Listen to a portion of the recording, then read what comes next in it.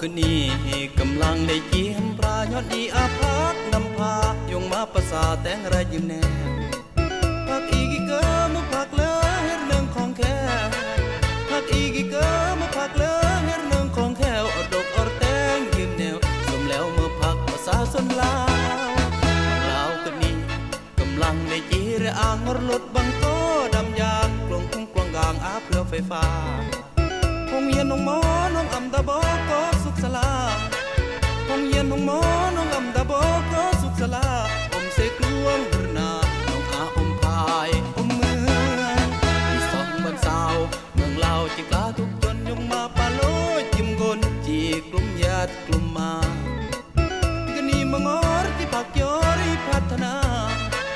กนีมงอรที่พักยอริพัฒนาอรอีสานอีสาอันเบียงลือซาเล่าย่อแก่นาเมืองลาวอามาเผานอกสามาขีตั้งขึ้นมวยพักตรงตีสมัครขียอเดสร้างสาเงินผักสลัดประเทศชาติดีจริงก้าวหน้าเงินผักสลัดประเทศชาติดีจริงก้าวหน้าอันเรียงทั่วโลกาก็เสียงเล่าซาพักประสาสนลาวอีเลย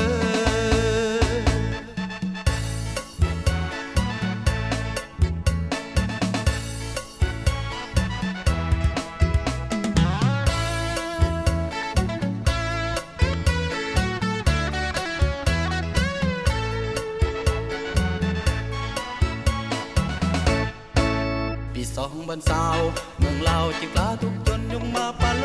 จิ้มกลจีกลุ่มญาติกลุ่มมากนีมงอรที่พักยอริพัฒนากนีมงอรที่พักยอริพัฒนาอรอีสานอีสาอันเบียงลือซา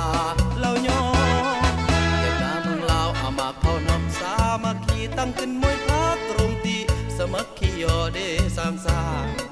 เงินผักสลัดประเทศชาติดีจริงก้าวหน้าเงินผักสลัดประเทศชาติดีจริงก้าวหน้าอันเรียงทั่วโลกาก็เสียงเล่าซาพักประสาสนลาวอีเลย